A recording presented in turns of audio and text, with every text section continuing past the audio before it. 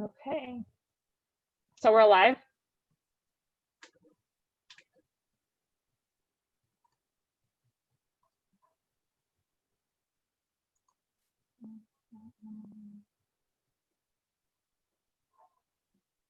Okay.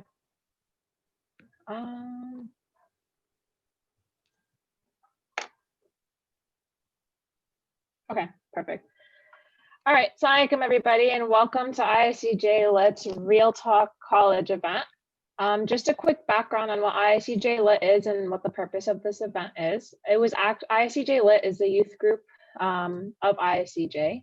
We work on trying to do different programs through mentorship for the youth. So one of the aspects of ISCJ Lit that I'm responsible for is mentorship. We actually got a suggestion from one of the parents last year to do an event geared towards actually starting college. So a lot of times in high schools, you'll get different college counselors that tell you about the application process and how to apply to schools, but you never really get a real conversation for how that transition is from high school to college. So we started this event last year, and inshallah, we're going to be continuing it every year for any incoming freshmen or juniors and seniors currently in high school, just to get an idea of what to expect when they start college. To start the event, we have a great group of panelists. We have 10 different panelists from different universities, different majors, who are going to tell you a little bit about their experience. And we'll start with them giving a quick introduction of themselves and answering the question, what is one piece of advice that they wish they were given when they started college? I will start with Abdullah. Assalamualaikum. My name is Abdullah. I went to Middlesex County College, and I plan on finishing next semester. I already got accepted to Rutgers Business School and Rutgers Cell Bio and Neuroscience to major in both neurophysiology and BAIT, which is Business Analytics Information Technology. I'm currently a student ambassador at McGraw-Hill. I work in management at Sahara Restaurant in both New Brunswick and Manville locations. I work for a company that's called Beauty Paradise LLC, which we resell cologne and perfumes in large quantities to companies like Amazon, eBay, Macy's, JCPenney, Marshalls, and other companies like that. I'm going into my third year of college, and I'm a commuter. And the question is, what is one piece of advice that I wish someone gave me before starting college? You have a lot of freedom in college, so I think the advice that I wish I would have received was just to allow me to understand how much freedom that I have, like being away from home, not having teachers or counselors or people like that, and like looking after me constantly, or like security guards in hallways, because it's just campus to campus. So being really tight to your schedule, or very oriented to your schedule, and not abusing the freedom that you have is the advice I wish I would have gotten. Awesome. Okay. Next on my screen is Omar. Hey, assalamu alaikum, everybody. My name is Omar Kasavani.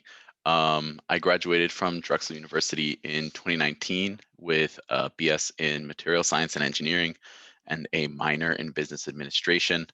I currently work at Johnson & Johnson as a material scientist, and I do mostly research there. So in terms of advice that I wish I would have gotten my first year, like Abdullah mentioned, there's a lot of sort of like freedom and sort of things you have to manage. And there's a big sort of transition from, like, say, how you study in high school to how you study in college. But I think the biggest thing to remember, and something I wish someone told me, is that the content itself that you're learning is not that much harder than when you were in high school, right? It's just about managing it. And at the end of the day, like, developing good study habits your first year is going to go a long way. Awesome. Zahra? Assalamu alaikum, everybody. My name is Zara, and I actually forgot what I did. So I graduated from the College of New Jersey in 2019 with a bachelor's in deaf education and biology, and I minored in psychology. And I also just finished my master's in deaf education. Currently, I am working on my certifications to be able to teach. What was the other? My one piece of advice would be, there is a lot that you can do at college, and there's so many opportunities that you have. So I think it's important to see what you really want to do. I know my freshman year, there was a lot that I wanted to do. So I kind of applied to everything and kind of saw okay, this is what I can do and can't do. It was okay to get rejections. It was okay to accept that feeling too. And so knowing that there are opportunities and taking advantage of it was a good way for me to start and see what I can and can't do throughout the years of college. But again, it's all about time management, knowing what there is, developing those study habits, like Omar said, because I know that I kind of struggled with that in the beginning, but it wasn't as bad because your schedules aren't a typical 8 to 3 in terms of classes. You do have the breaks in between. So utilizing that and going to the tutoring center in between, or going to career services and getting advice from the start really is beneficial, I think, in terms of college and beyond.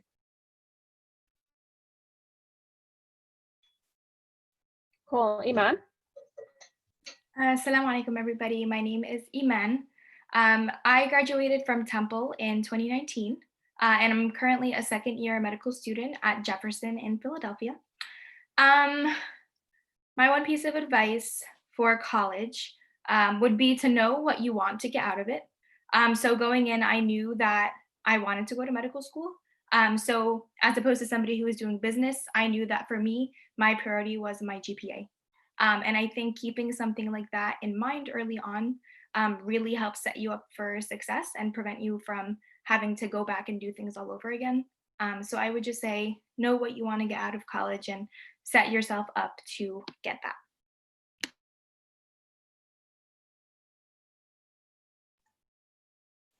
Awesome. Atib? Hey, okay. Assalamu alaikum, everyone. So my name's Atib. I am going into my senior year at Rutgers, and I'm majoring in computer science, and I have two minors. One is in business administration, and the other one is in cognitive science. Right now, I am interning at Amazon Web Services, and I'm wrapping up next week. Who else am I missing? Oh yeah, and then my one piece of advice, a lot of people have been mentioning that you have a lot more freedom and free time in college. So I think the one thing that I realized later on is that it's a really good time to kind of push your boundaries and do things that you're normally uncomfortable with. I think I've grown a lot in the past 3 years after I started going in with that mentality. So that's my little piece of advice. Awesome. Okay. Ariba?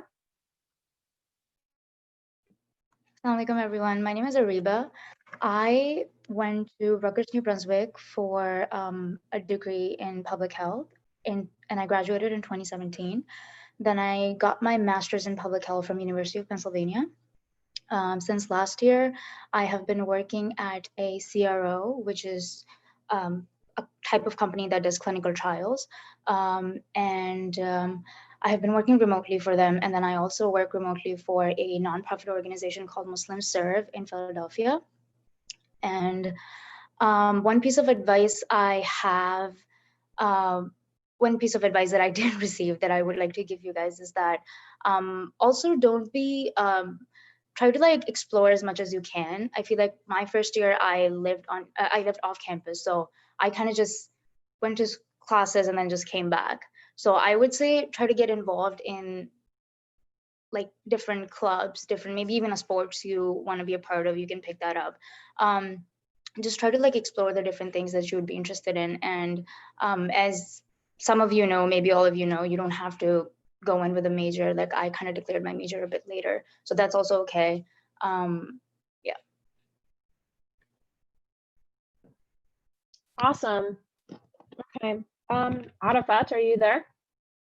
Yep. Assalamualaikum everyone. My name is Arafat. I'm a rising sophomore at the Rutgers Business School in New Brunswick. I'm doing a double major in finance and supply chain management.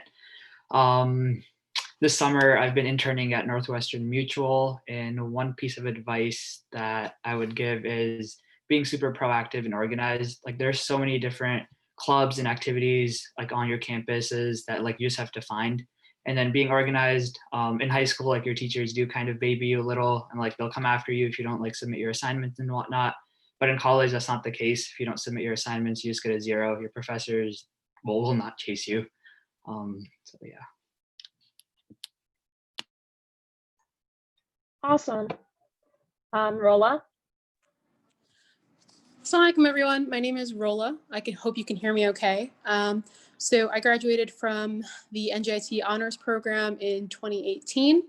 I got a degree in biology. I currently am a business analytics analyst at Cigna. And I guess the one piece of advice that I would have liked to receive is your social network is more important than you think it is. And it can be very helpful for you to find out about new opportunities. And so I would recommend trying to keep your social networks and your connections with people as strong and as prominent as you possibly can. Awesome. Sana? Assalamualaikum everybody. My name is Sana. I'm a rising sophomore at Rowan University. My major is business administration. I'm going at the pre-med track, inshallah. My one piece of advice is to always like network, as Rolla was saying. Networking is such an important aspect in your college life, and it's a great way to make friends, find jobs that you never would think you'd be applying to. So, and the same thing as what other people were saying, to always organize your time, always prioritize your schoolwork before everything else, because at the end of the day, you are trying to graduate with a degree and graduate with honors or the highest you could be. So that's my piece of advice for you guys. Awesome. And then lastly, Rahina? Salam, everyone. My name is Rahina, and I graduated from Duke in 2020. While I was there, I studied neuroscience and I minored in psychology and global and public health. And I'm currently working as a research analyst and statistical programmer in healthcare research. I would say my advice kind of echoes a lot of everyone else's, and I wish I had known this before, and it's sort of twofold. I would say, like, first, start early with exploration. So whether that's like seeking out campus resources, like health centers, finding mentors and connecting with professors, like checking out religious and cultural groups, thinking about study abroad if you're interested in that and how you want to fit it into your time. And really like connecting with staff and friends, like building those strong relationships. But I would also like pair this with like making sure you're taking care of yourself and your mental health, because burnout is really real. And just give yourself some flexibility. Like you don't have to plan out each and every step of college when you first enter. You can have like these general ideas and like goals in mind, but allow yourself that flexibility, knowing that like life happens and things change, and your priorities and interests might change too while you're in college. So yeah, just find ways to like take care of yourself and find like a strong community that can support you, like Muslim Students Association or other organizations on campus. Amazing. So that was awesome advice given by all of our panelists. And if I took notes as you guys were talking, and I think it kind of falls under 3 main categories. One, the freedom that you get in college as compared to high school, and trying to figure out what exactly to do with that and who to go to when you need help with anything. Second is taking advantage of the different opportunities you have, but also balancing that out with knowing exactly what you want to get from your college or university. And thirdly would be to build connections and networks. So not only connections with your professors and faculty, but also with different friend groups, different organizations, to try to build those networks while you're in school. So I'm going to start with the first aspect that a lot of our panelists talked about, like the freedom aspect, right? And some of the questions that were submitted to our Google form were about the transition from high school to college, specifically around being on campus or living off campus and the difference between that. So I'm going to start with Rolla and her experience with dorming. Sure. So I dormed at NJT for 4 years. I guess the most important thing is you need to be able to set boundaries with your friends. It's actually a lot. I found that it was a lot easier to make friends with people on my floor, but being friends with people on my floor, it kind of allowed for like nonstop social interaction. So you need to be able to set your boundaries and kind of find the time to say, okay, you know, this has been fun, but I have to go study now. Like, and you know, you just got to isolate yourself and be able to prioritize what you find to be important. Another thing that people don't really talk about, I would say, is like freshman 15. That is so real. So probably I would say prepare some healthy-ish foods or recipes in the back of your mind so that you have those ready to go at your dining hall or in your room. And so you're not eating out every like 3 seconds.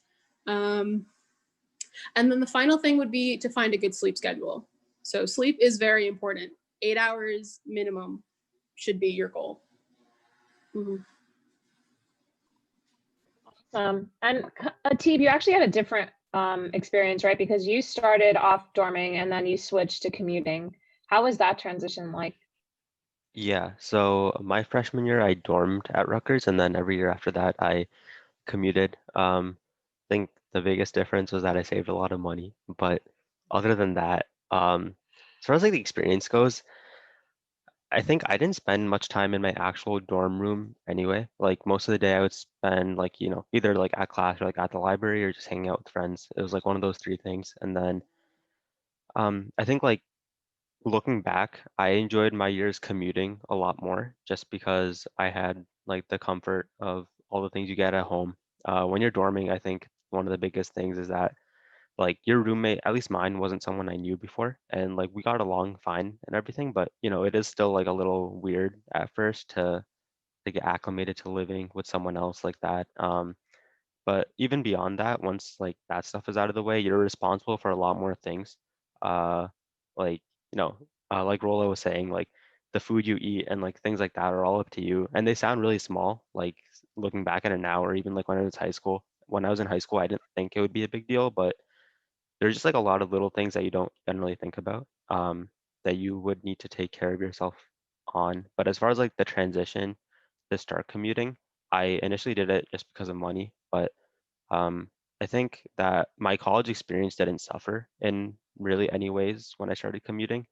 It was definitely different, but I don't feel like I got anything less out of college. I know something that a lot of high schoolers think like, oh, if I don't dorm, I'm not going to be able to do like this and this. Like, yeah, things are different, but I don't think it's all bad at all. Like, you still get a lot of good experiences out of it. Yeah, and that's something that I actually wanted to hit on. Just because you dorm or you're off campus or commuting, you can still get the experience that you want from the school that you're at. And actually, Iman did the opposite of you. She started off commuting, and then she didn't start dorming, but she started living off campus. And I wanted for her to speak to that. Yeah, so that was something that I ended up doing, not technically planned, but it was something that I did for my senior year, was I moved off campus. So I would say for the commuting years, I think they were really formative to my classes and me being able to focus on them. So I think Rola had mentioned like you have to be able to know your limits and when it's time to just isolate yourself and study. And I think it was a lot easier for me to do that when I lived at home because most of my friends would like hang out all night. And that was something that I knew I couldn't do. So I think being at home really helped me focus on classes during that time. And then for senior year, once my big stuff was out of the way, I actually lived with my sister. So you guys are all mentioning like there's a lot of stuff you forget that you have becomes your own responsibility. So living with my sister was very helpful, a lot more comfortable than if I had lived with a stranger. But I think they both have their benefits, and I learned a lot once I moved out senior year, and I've been out since. But I think that really college is what you make of that experience, and if you basically just use your experience to get the most out of it, I really don't think you can go wrong. Awesome. And as part of the college experience, one of the points that you guys one of the points that you guys brought up in the pieces of advice is building that network. So two types of network that you want to try to build while you're at school. One is with your professors, right, and different faculty to make sure that you get recommendations if needed and research opportunities, etc. And the other aspect that Sana, you talked to was the idea of building a really good social network with like friends group and trying to figure out what organizations to get involved with. Do you want to talk more to what you think you should do in terms of getting involved with different organizations on campus and like working on building that social network you talked about? Yeah, absolutely. So when I was a freshman at Rowan, it was really hard for me to, my main thing was to find Muslim friends, because I went to high school in a public high school, and I didn't really have the access to other friends or like just Muslims in general. So my main goal in college was to connect with more Muslims. At my university, the MSA was very inactive. I couldn't find any Muslims on campus whatsoever. But I eventually found some girl had approached me one day, and I became president of MSA my freshman year of college, which was like crazy, honestly.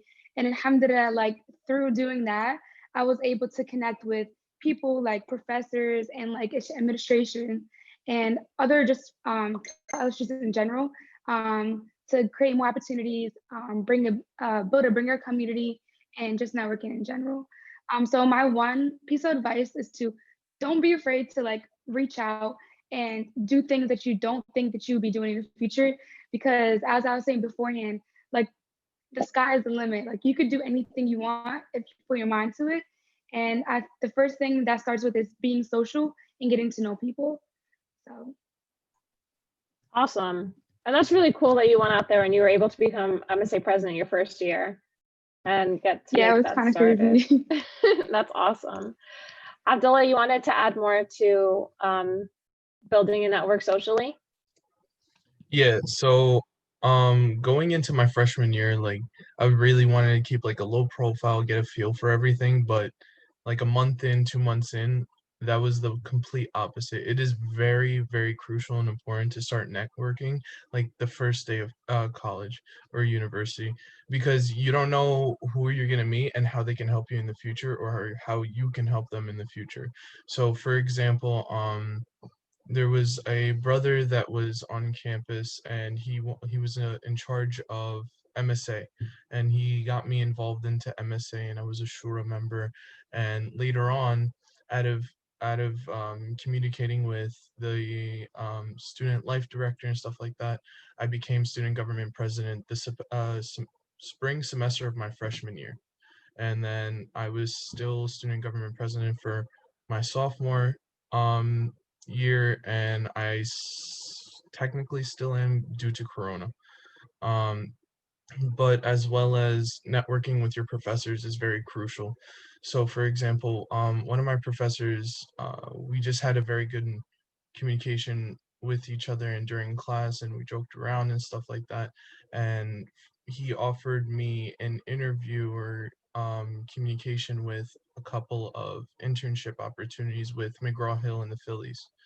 The Philadelphia Phillies, which is a Major League Baseball team, and they needed a position in their marketing department.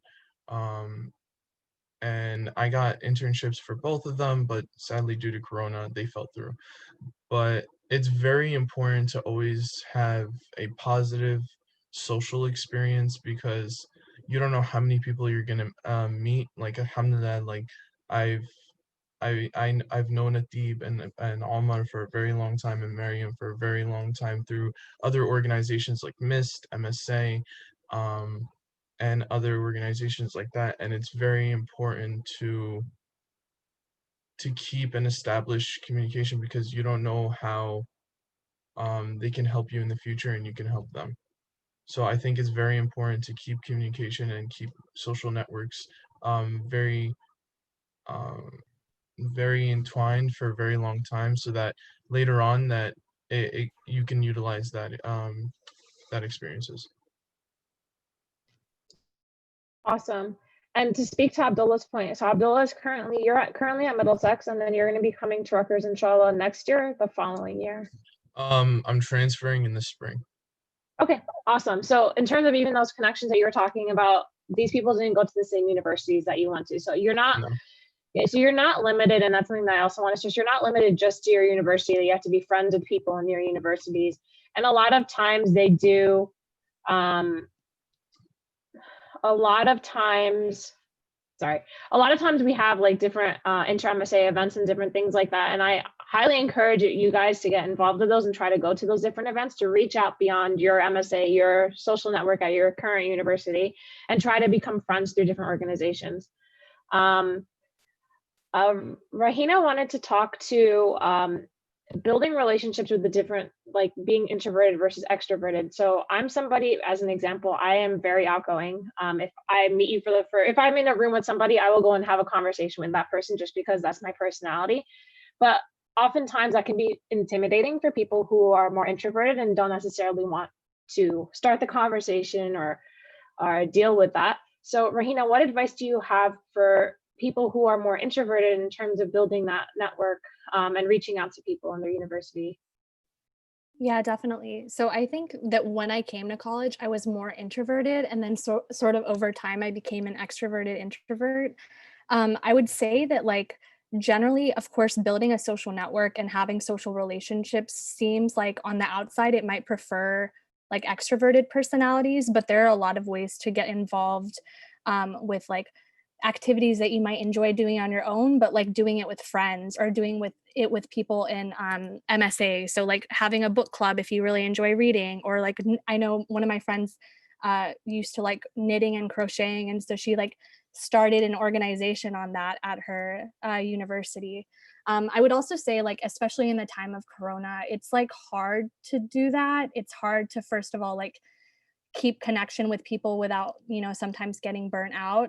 And then social isolation is also very real. So you want to try and like balance between, talking to your friends from high school and other parts with making new friends, joining new organizations, joining organizations that maybe focus on like activities that you might be interested in as an introvert, or things that you like doing on your own.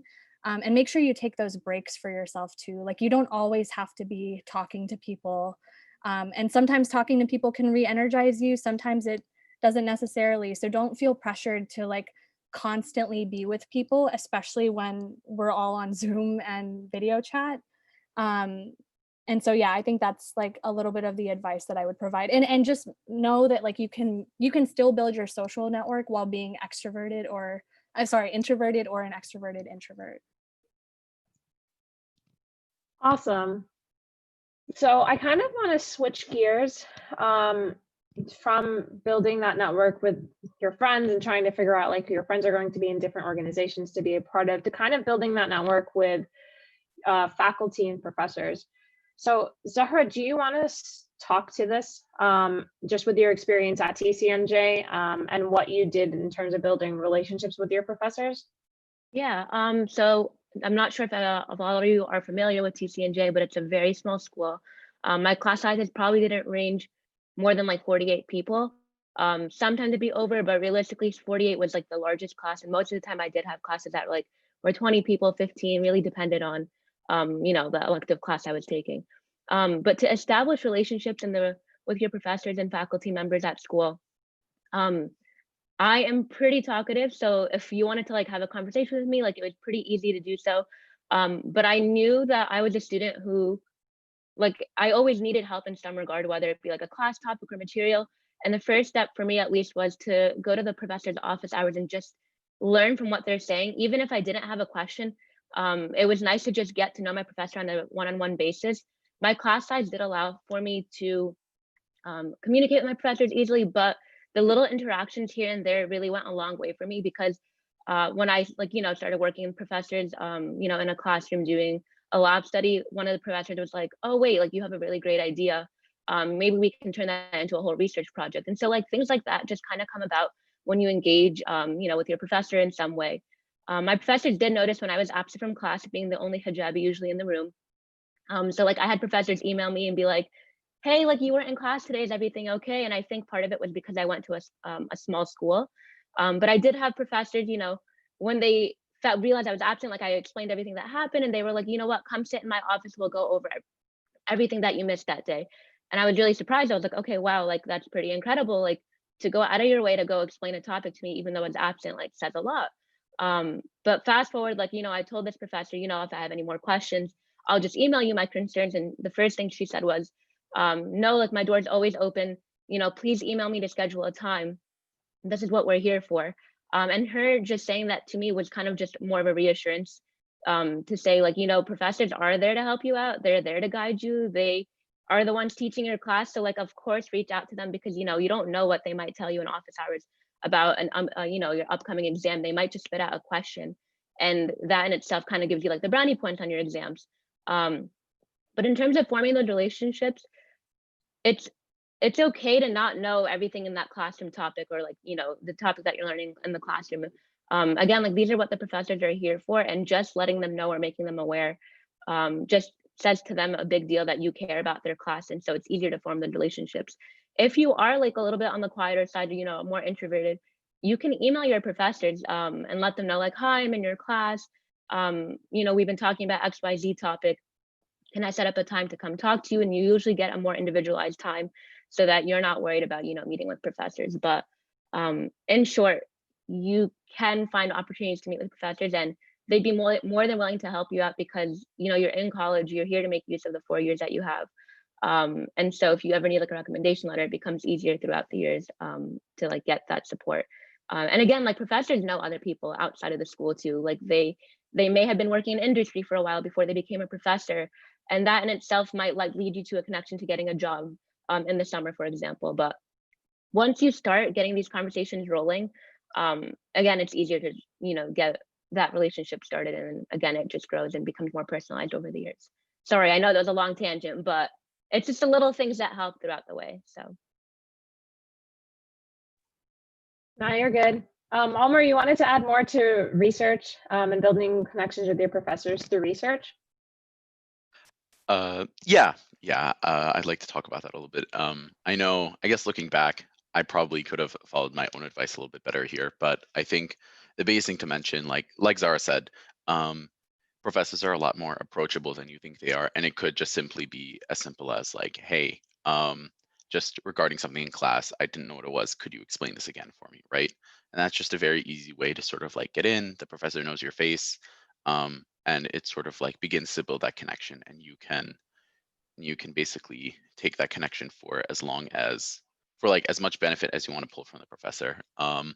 Another thing, like say if you want to do research, for example, for pre-med, or if you want just experience to add to your resume, another big thing, of course, if you're ambitious like Zara was, right, you can propose something and the professor will start a new research project. But like all these professors, especially like at Drexel, right, we were very research heavy. So all of the professors were usually PIs for their labs, and they had a lot of PhD students, and they had basically a lot of their projects that they were working on, just it's all public knowledge, like on their website, right? So if you find something and you find interesting, right, if you just give a cold email, like just as simple as, hey, I found your research very interesting. Could I just come shadow could I come shadow a couple times? And then eventually, I know me, for example, I did that with one of my professors, and I was able to do an entire summer of research after my freshman year, and I was able to get the topic for my senior design project that way, just from that relationship I built my freshman year. So these professors, they absolutely want to talk about their research, and that's another very easy way to sort of get in and build that connection with them. Amazing. Before I jump to the next section that has to do about research, and then also we have a question submitted about studying abroad, I kind of also wanted to talk to building a relationship with your professors. And this isn't my experience, this is actually my sister's. One of the things that I know people are wondering is, sure, it's easy to go to professor's office and go to office hours, but we're in Corona, right? And everything is virtual, and you have to figure out how to meet with professors virtually or email them. So my sister has actually been doing research. She's studying math, and she's been doing research virtually. And she's trying to get into a master's program, and she's been building the relationship with the professor that she's doing research with through doing Zoom meetings, they're emailing them. So just because we're not necessarily in person on campus doesn't mean that we're limited Doesn't mean that we're limited in terms of building connections with professors. I want to talk, so moving on to the next question that someone submitted, and also still tying it into the research that we're doing. I want to talk to, I want to ask Ariba to talk more about her experience with research, and she actually did an interesting research. She did it abroad, and talked to how that experience was for her. Okay, so before I get into the research, I just want to add one quick point about building a relationship with professors. I just want to say that I'm still in contact with one of the professors from my undergrad, and I graduated 3 years ago. So you can always shoot them an email, like once in 6 months or something. If you really, are interested in the work they do, you want to keep a relationship going, you can always do that. And regarding my research abroad, so I did this research in grad school, and I did a 2-month, 8-week research program in Cape Town. And it was also at a CRO. They do clinical trials there. And I kind of just, again, like I want to go back to the topic of having, like, just exploring early on. So before I even went to Penn, I kind of knew that they had this major study, like a research abroad program going on in several countries. And before I even went to Penn, I kind of knew what is it that I wanted to do. And again, that's not something you have to know. I was going to grad school, so I had to be more prepared than you need to be in undergrad. It was just one of those experiences where you not only just meet new people and learn about the work environment, the work ethics in another country, you also build relationships. Like I'm in contact with these people 2 years on, and they're in the same field of work that I am in, but we are in different countries. So there's just so much that we can talk about and we can discuss. And it's all about networking. It's all about doing your own research and like, what is it? Exploring, first of all, because there are a million things you can do. And then also kind of finding exactly what is it that they're interested in. And to kind of just talk to a quick point that Ariba made in terms of doing your own research before signing up for these programs and different things like that, I just wanted to remind everyone that, yes, it's really important to try to build connections with your professors and try to learn about these different research opportunities and study abroad programs. But it's super important also for you to make sure that you do your research beforehand. You can have a professor who's great at research, but is a really bad person to work with.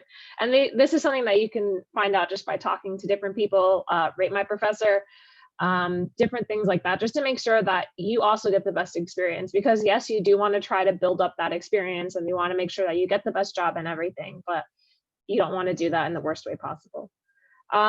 Rahina, Sorry, go ahead real quick. Yeah, go ahead. So research is not the only way you can kind of connect with a professor. One other thing that I explored more of in grad school was TAing for them. That can be like a extension of research, but that's something that really helped me build like a one-on-one connection with one of the professors at my grad school. I TA'd for her class for 2 consecutive semesters, and that was a major experience for me, just kind of connecting with my classmates who were taking the same courses, and also the faculty that was in my program. That's it. Sorry, I was on mute. Yeah, definitely not only limited to research in terms of building relationships with your professors. Rahina, is there anything that you wanted to add to what Ariba just talked about in terms of doing research and studying abroad?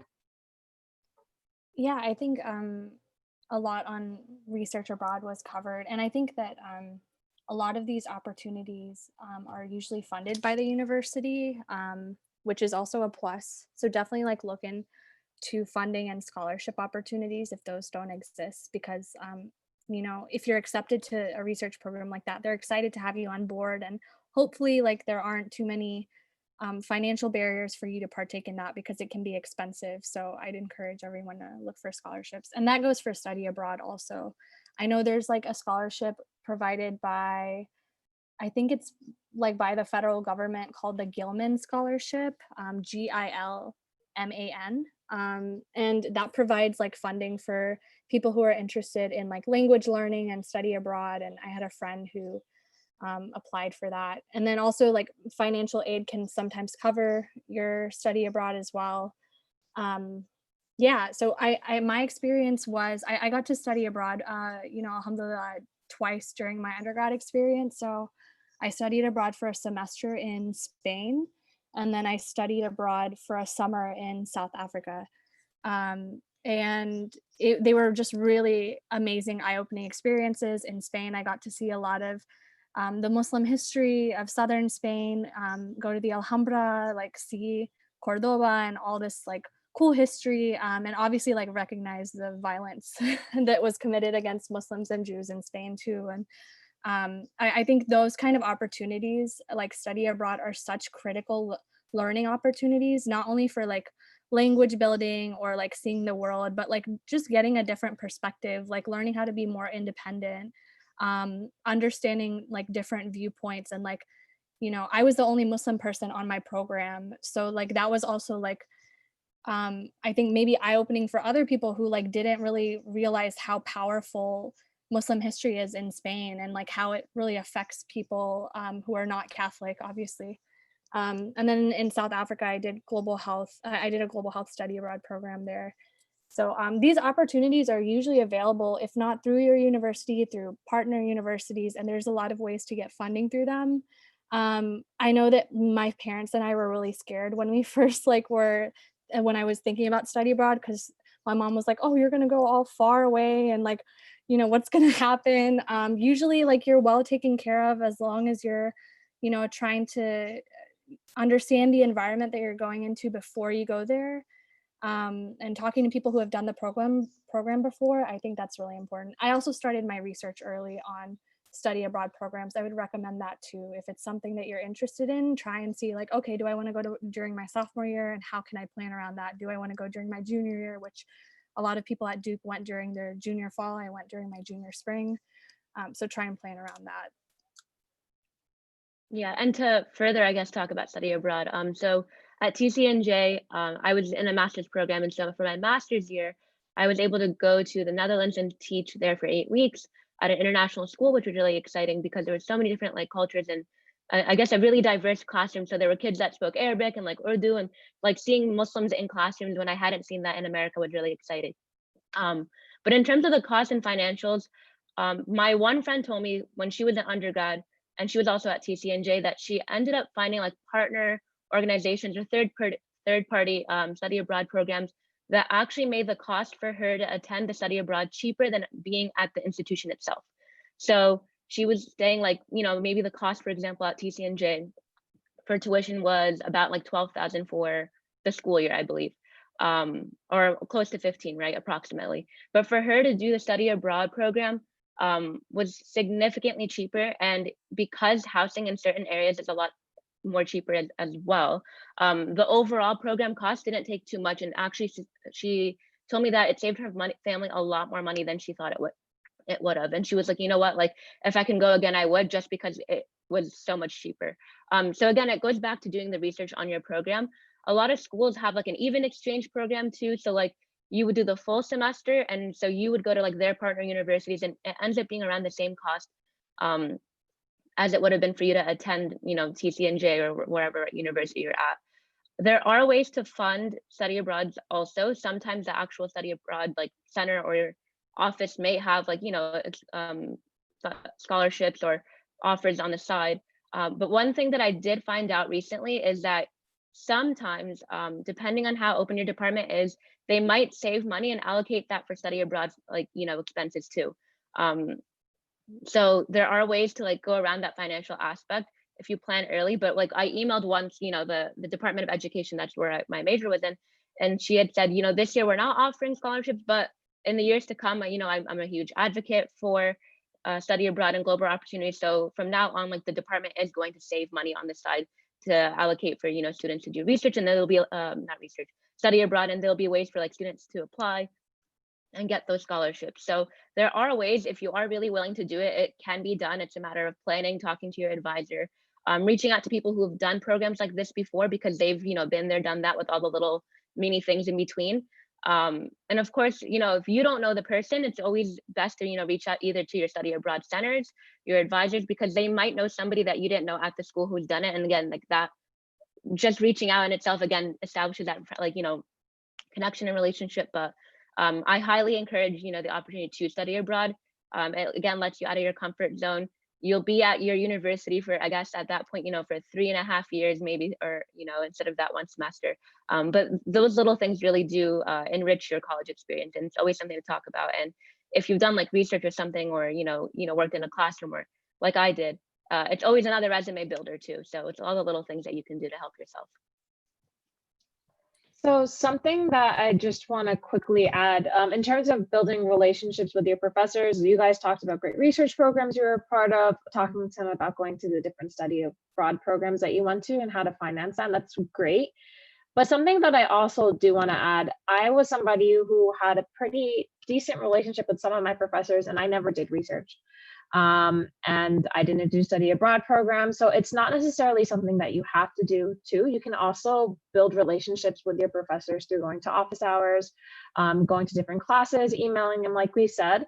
And I actually wanted to ask Arafat because being a freshman, and I think you are probably the youngest person on our panel, did you feel like there was any issues in terms of trying to build relationships with office hours with your professors, or just even utilizing office hours? Like, was that something that was intimidating for you transitioning from high school to college? Yeah, so definitely in the beginning, it was a little hard. So I only had 30 kids in my graduating class, and like now at Rutgers, I have like 300 kids in my class. So I mean, it was a little hard in the beginning, but your professors are super friendly. They do want you to come to their like office hours, especially if you're a freshman. Like they want to guide you, not just in their class, but even even for your career, like in general later on. So like something that I feel is super important as a freshman, like going to those office hours is super important, because those professors, like you might run into them like the next semester also, like they might be teaching another class that you have to take. And if you know these professors from before, like in your other class, like they'll actually know you from before and they'll help you like in your classes. And just like going to their office hours, like sometimes like I didn't realize this, but like I was just going to ask like a question about like my homework or something. But like your professors would help you with so much more. Like they would give you career advice. They would give you like different resources on campus. And they would even like give you like other professors' email addresses and stuff like that, that they might think that could actually like, potentially help you out later on. So office hours are definitely something that are like super important. And like I realized that a lot of kids don't go to those office hours. Like if you have 300 kids in your class, like maybe 10 of them or 15 of them will actually come to the office hours. So you actually do get like the one-on-one time that you would need with like your professor, even though you do have 300 kids in your class. Yeah, and to build off of the point that you said that this professor might be a professor that you had later on, for one of my engineering classes, just because it was difficult, I would go to office hours for this professor, and he ended up being my advisor for my senior design project. So I built this relationship with him my sophomore and junior year, so that when I had him as a senior design advisor, it wasn't an issue because he already knew me. I kind of want to switch gears to talk to a question that was submitted. Being from the Muslim community, a lot of times, like especially with my role with Lit, I hear a lot of parents who are super concerned about the transition from high school to college, and like especially if their kids went to an Islamic school or they went to public school that had a big MSA and did weekend school. On the weekends, they're super concerned about all of the different pressures going into college, and then them doing things that they shouldn't necessarily do, or them not being super confident in their identity. I don't know if anyone wants to start off this discussion. Like, there are a lot of different temptations once you go from high school to college, but I think in terms of building that social network and like making sure that you're friends with the best people. I mean, I can give an example for myself, and then you guys can jump in whenever you want. But alhamdulillah, one of the things that was super important, and I really highly recommend you guys do this, and I think Rolla touched on this, is make sure that your friends are really good people, right? The Prophet ﷺ said, that a person is on the path of their friend. So look to whom you befriend. And there isn't, like, that is super, super critical and super true. For example, Ariba is one of my closest friends on this panel. And I know if I was doing something I shouldn't be, I wouldn't necessarily have to worry about my parents finding out because Ariba would correct me. Like, you need to make sure that the people that you surround yourselves with are people who are going to keep you on the straight path, and try to keep you away from those circles that you really shouldn't be a part of when you go. I mean, we say when you go into college, but this is advice for life, right? You want to make sure that you're surrounding yourself with people that'll keep you doing what's good. Does anybody want to add to that topic in terms of my experience too is also commuting. So I don't know if anybody who dormed wants to talk more about like different social pressures that they had. Omar, you want to talk about this? You're muted. Okay, perfect. You guys can hear me now. All right, awesome. But what's it called? So like Mariam said, right? Basically, like your experience in college, and I guess just sort of, I guess your exposure to anything like potentially harmful in college is a function of, yes, who you spend your time with, right? And I think the biggest thing about college, right, is that like it's really big, right? Like say this is obviously like you could be in like this is like a situation where you have like 10,000 like students in like the same like small campus, right? So the goal is to sort of like find your niche and try to make it as small and as manageable for yourself as possible, right? So I think biggest thing for me, for example, right, I didn't go to like an Islamic school, right? I went to like a very predominantly white school. Just like, moral character of it absolutely high. So I think, so basically me coming in, right, I made like a personal decision that like, hey, I would like to be more involved with like the Muslim community at my school in whatever capacity it might be. So like alhamdulillah, Drexel had like a really big, very active MSA, and I was able to derive like a lot of my friend group from that, right? That was basically the people I started with in my first year dorming, right? And even when I eventually ended up commuting later on, right? That was basically a social circle that I was able to keep, and they sort of like kept me honest and accountable. And basically that was able to sort of keep me going throughout my college experience. So again, yeah, it's just a matter of being purposeful and deliberate, right, in who you choose to interact with. And basically just like if you see something potentially problematic, like you do have the freedom and liberty to basically stop pursuing that path with that person. And yeah, like it's all up to you, like, and your own personal judgment, right? If you see something going wrong, right, like you know what you sort of like been taught, you know right from wrong, like you can make that decision, and you have this 4 years of freedom. Like you will find like a good landing spot in that regard. So, I mean, to build off of that, I guess I would say that I had kind of a different experience. So I actually went into college and I kind of wanted to be like really involved in the MSA. And I found that it wasn't necessarily exactly where I wanted to be. So like the events themselves were really amazing, but the community, I found that it wasn't exactly what I was looking for. So what ended up happening was I ended up kind of relying on the friends I had outside of that circle. And I don't want to say that's necessarily, I don't think that's necessarily bad, but you need to have a very strong root before you can do something like that. And what ended up happening for me is that I would find that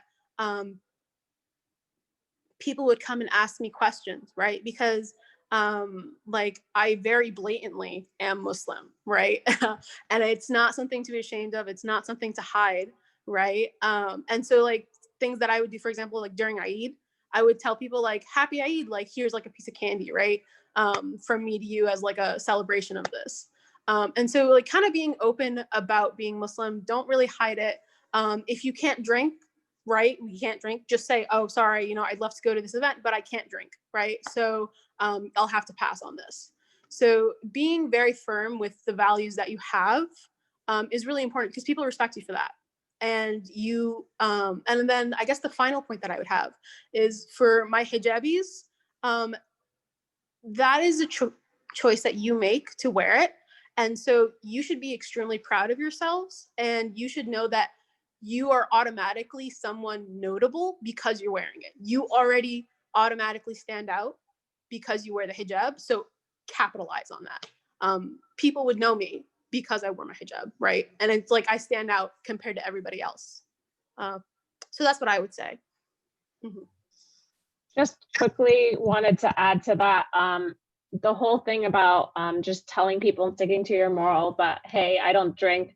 I know that's also a huge conversation that comes up for when you transition into the work world, because there's always happy hours and that's how you're supposed to build connections and everything like that. And I remember one of the best reactions I got from somebody when I told them, yeah, I don't go to these events because the main point of the event is to drink and I don't drink. And the person responded, that is amazing that you're able to do that. So don't ever feel ashamed of like morals that you have, because that's who you are, right? That's your identity, and you just shouldn't. Nobody should make you feel bad for the different things that you hold as important. And sorry, Ativi, you're going to talk more about this. Yeah, you guys touched on a lot of what I wanted to mention as well. I think the thing Mariam mentioned about, when you're in the work environment, it's like that's something I think has been, I mean, only like through my internships, I find it a lot easier of an experience because to kind of say these things like, oh, like I'm not going to drink it, or like I'm not going to do like this and that, just because in that kind of environment, it's more professional. So people will tend to respect it. In college, you can try the same things a lot of the time, but in my experience, like, so obviously with your Muslim friends, right? Like this isn't going to be that much of an issue, just because we're all on the same page. And throughout college, I like attribute a lot of like me becoming closer to my deen and my religion to my Muslim friends. And it goes back to what Mariam was saying, where, uh, the friends you keep are going to like keep you in check a lot of the time. But when it comes to making non-Muslim friends, like one thing I wanted to add is like you definitely should. I think it's really, really valuable to have those other experiences or just like other perspectives, like in your social circles. I've learned a lot from my non-Muslim friends, and it's not always something I agree with, but it's just like valuable to know like this is the way that other people see things, right? Um, and there are going to be friends where like if you say like, oh, like, no, I don't want to go to this party, or I don't want to like drink, like some of them are going to be weird about it. And if that's the case, like it just like that is what it is. Like there's not much you can do about it, right? You tend to like, at least I tended to like grow more distant from those people over time. But on the other hand, I've had a lot of non-Muslim friends who, when you say those kinds of things, they're completely understanding. And some of my like really, really good friends from high school will still be like, oh, like, I didn't want you to feel left out, so I'm letting you know, like, we're going out to do this, but like, we can hang out with you another time. So it really just comes down to like knowing what you're comfortable with and what you're allowed to do in your religion and being upfront about it. And, for the people who it's worth it for, like they'll like keep up the connections, right? And it'll be a two-way thing. For other people, they won't want to continue it, and that's just like the reality of what it is sometimes. But it's never like a matter of burning bridges. It's always just like being with around the people who make you a better person, Muslim or non-Muslim. Actually, if I could just jump in, Atif, I think you touched on a really important point, right? Sometimes your friendships just won't continue, and that is 100% normal and okay, for sure. Mm-hmm. And it's like not necessarily something you should feel bad over. It's just a natural course sometimes. Yeah, Abdullah, you wanted to add more to this topic? Yeah, so basically when going into college, you're going to be very overwhelmed because there is so many different social groups that are going to be coming towards you from all directions. And the thing is, you got to understand that going into college, you have to have set morals and set standards for yourself so that you can stay on that guideline or on that path so that it doesn't throw you off at all, and it doesn't allow you to slip or do things that you don't want to end up doing. And one of those things is like trying to find like Muslim friends or stuff like that, or going to MSA and going to their events and stuff. But usually like MSA, depending where you go, they'll have usually one event every week. So maintaining good communication, good communication with Muslim brothers and sisters on campus and having a good interaction and friendship with them is very key, in my opinion, because MSA is not going to be there the entire time. It's not going to be there 24/7, but your friends, the Muslim friends and non-Muslim friends are, in my opinion, the Muslim friends have been there for 24/7. If I need to message anybody, like I've messaged Atib at like 3 a.m. and like 6 a.m. he's given me a response. So it's very important to maintain these type of relationships because one, these are people that are going to help you not one, only build your deen, and two, allow you to become successful in the future. And what I mean by that is that they're going to help you strive to do better. In my opinion, all my Muslim friends and non-Muslim friends have always helped me to strive to do better. And whenever I've been down or have been struggling, like they can tell right away. I'm the type of person where you can tell off my face if I'm having a good day or a bad day. Everybody who knows me can tell that. So they're always first to help or pull me to the side or get me distracted so that I don't have to focus or be stressed.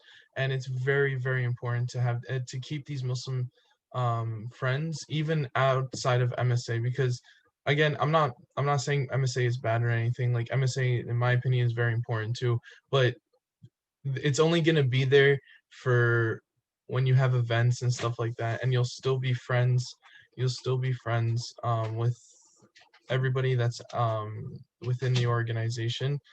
I'm sorry, I got thrown off for a second.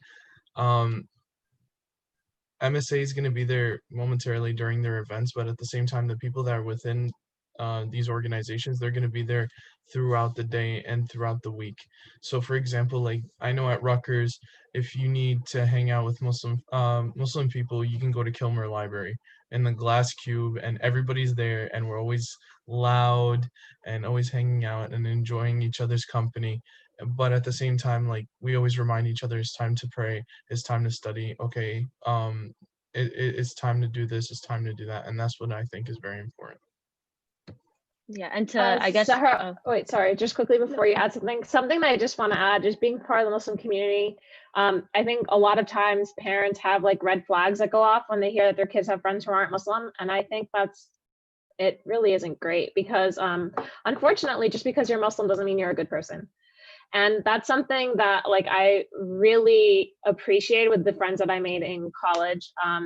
I think something that Atib and Rola both touched upon, like if you have friends who are really crazy about drinking and all of that, eventually you lose those friends. But I have some non-Muslim friends who are some of my closest friends, and they're really supportive in everything that I do, and just great in terms of, even in terms of when Abdullah said for prayer. I remember when I was studying with them, they'd be like, hey, Mary, aren't you supposed to be praying right now? Like, it's time for prayer, right? So like, they would remind me sometimes even better than my Muslim friends would. So just like good, decent people as friends doesn't necessarily mean that they have to be Muslim. But knowing and being confident who you are and where you draw the line of what's okay and what isn't is what's super important. Anyway, go ahead, Zahra. So again, TCNJ is super small. Our MSA wasn't the biggest, like at Rutgers or other large institutions, but I guess the irony in that was that my best friends leaving TCNJ were Muslim, but they weren't active members of the MSA.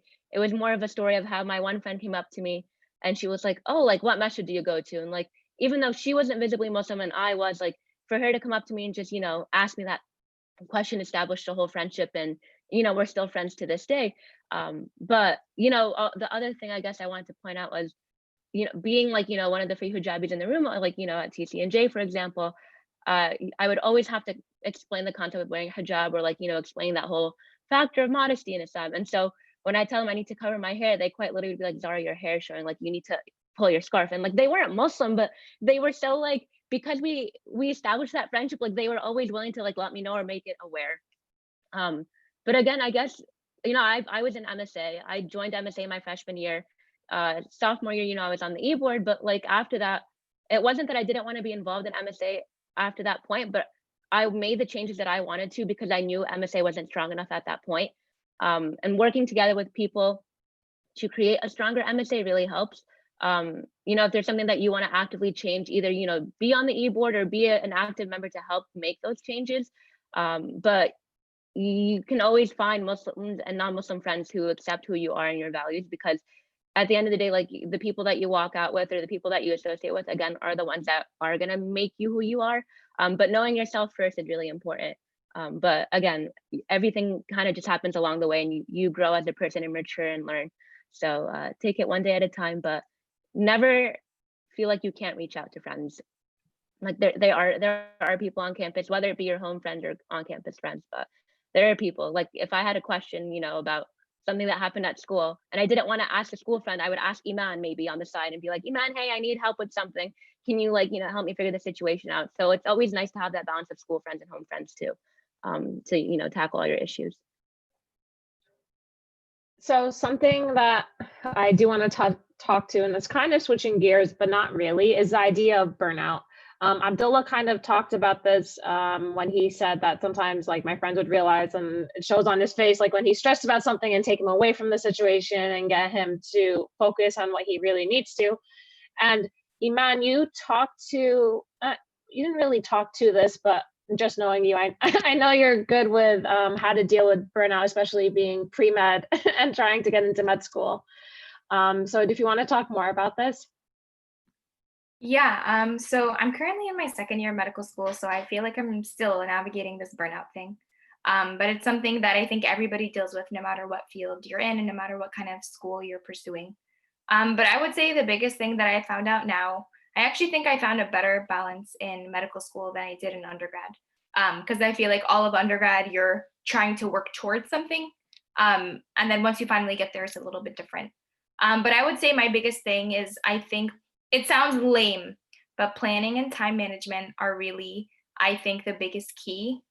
For me, I plan like by week. So I know like every week what I have to get done. And if I have like a social event and things like that, I also plan that. And I know it sounds so super dumb and lame, but if you want everything to fit and you don't want anything to fall through the cracks, I really do think planning is the key. And then always like giving yourself a break, like acknowledging like, okay, like I'm gonna be behind every day. It's fine. And knowing that like you can't be perfect, but like setting your goal of like, I know I'm trying my best. And just saying, I have never pulled an all-nighter ever in my whole life, and I don't plan on it ever. So just like prioritizing and time management, I think, are definitely the key. So Arafat, you actually spoke about this what Iman just talked about in terms of being super organized and planning everything out. Do you want to talk more to that?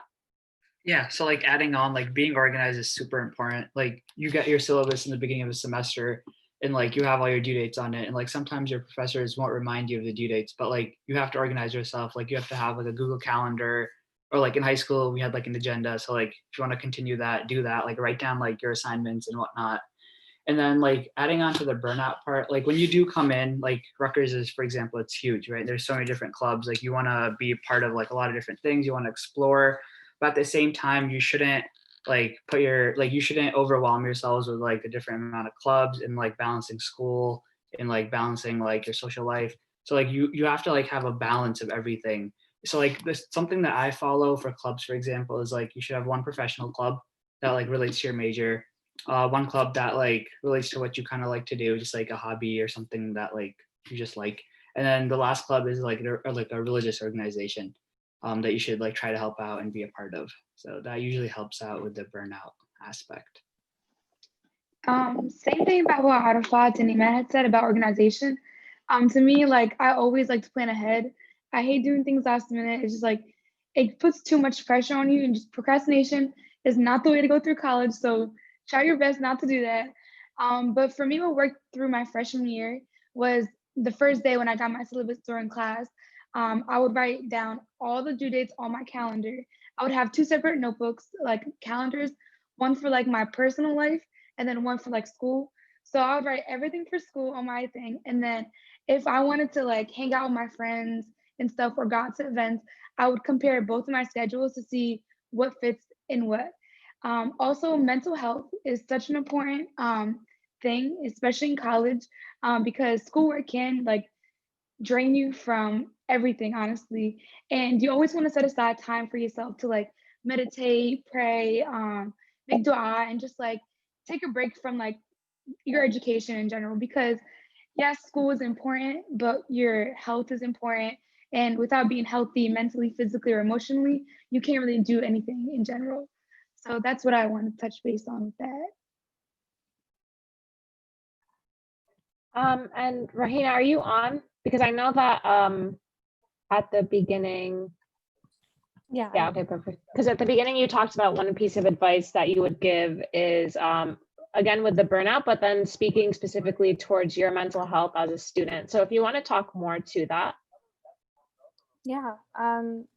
So I think that for my personal experience, well, I guess I can speak collectively to experiences that my friends have told me about, especially your first year of college. I feel like you might be really overwhelmed. You're trying to juggle classes and trying to meet new people and maintain friendships and, you know, get to know professors and find out like where the bathroom is in that lecture hall. There's just so much going on. And after a while, like Sana said, you know, not like you won't be able to only focus on academics because you might like just be so burnt out. Like you might be just studying so much and like booking up all of your free time with social activities that you don't really find time for yourself. And I think especially the first year of college, I experienced that, and so did my friends. So I would say, like, you know, if you're someone who, for example, keeps a calendar or like a schedule on your laptop or like writes in a planner, like build in those times to take care of yourself, whether it's, you know, reading a book or like going for walks around campus or like going to get, you know, tea or chai with friends off campus, you know, whatever is a way that like is nourishing to you and like replenishing for you. I would strongly encourage like scheduling that time so it doesn't get away from you in the day. Like whether that's, you know, Sana mentioned meditation, maybe like you want to meditate for 5 to 15 minutes at the end or beginning of each day, make dua, like whatever works for you. Try and schedule it in. If you can't, try and like have, you know, maybe a weekend day. Yeah, like I used to try and make Saturdays fun days for me. Like I would spend time with friends or like go to the basketball games or whatever. And then Sundays would be sort of like, okay, now I have to do all my work. So whether it's something like that or if it's spaced out during the week, I would strongly encourage to do that, especially your first year. And that way, like you're establishing a routine, not only for mental health, but like for balancing your academics with your mental, physical health and social relationships going forward in your 4 years. So start early, I would recommend. Okay. Yeah, and I completely agree with that. I know because engineering was hard. There was a group of my friends that we all did engineering, different types of engineering, and we made sure that I think we started off with once every 2 weeks we would go get dinner or something just because of classes and everything. But as classes got harder, especially in junior and beginning of senior year, because all of our senior design projects are due senior year, so you don't really get to goof off senior year. We changed it to once a month, but really setting time to do that and hang out with people to kind of get a break from everything that you're doing is great. Something that I want to transition to for the next topic, and it was submitted on our forum, is kind of where to go to for help, like resources on campus. So there are a lot of different resources on campus, and it's really important that you guys do your research in terms of the different centers that universities have. I went to Rutgers. There's a career service. There's tutoring. You have your advisors for your different. You have an engineering advisor. You have advisors for your specific classes, specific departments. And it's really important to do the research to find out about that. Just talking to advisors. The advisor I had assigned for industrial engineering, for third-year industrial engineering students, had no idea what he was talking about. And whenever I went to him for questions, he's like, sure, I don't know, you do your research. So he wasn't really helpful. But I ended up finding out that the head of the industrial engineering department was super helpful. And I found it out I talked to him my freshman and sophomore year, but really utilized him my junior and senior year. So even though he wasn't necessarily my advisor, if I ever had a question or concern or wanted to figure out if this was the best path for me to go down, he would help me or connect me with someone that could help me. Zahra, do you want to talk more to like some of the different resources that are on campus or advisors? Yeah, so a lot of schools do have a tutoring center. And like, the easier way is to, meet with somebody who runs the center and then get signed up for tutoring. And a lot of the times you can find a tutor all the tutors that you're going to get are someone who's done well in the course itself. But sometimes you can even get a tutor who's had that same professor before, which helps to acclimate yourself to the type of test questions that your professors can give you. There's also career services and centers. I actually went there a few times to get my resume checked over. It was part of my freshman mandatory seminar, in my freshman year, to just go and know what resources we had. But after that, I ended up using it a few more times for them just to look over resume and make sure that it was consistent and it showed parallelism and all the little factors that you need to make sure your resume stands out. I guess another thing I would add is each department, sometimes I guess depending on school, offers their own drop-in tutoring hours. So if there was somebody who took that class, you're taking an introductory freshman level course. Maybe there's a third year or fourth year student who's hosting drop-in hours, and it's not specific to anyone who's taking that class can come in, and it ends up being a group sharing session, essentially, of people's questions and concerns that they might have in the class. And from there, people can form study groups and text each other and get each other's numbers to have more support throughout the classwork itself. But advisors are super useful people too. Being that I was deaf education and biology, I had two advisors, one for the education side and one for the biology side. And sometimes they may not have completely known what I needed class-wise because they weren't familiar with both majors, but because the school was small enough, they were able to see oh, this is what you need here and this is what you need there. And make sure you take my advising session information over to the other advisor.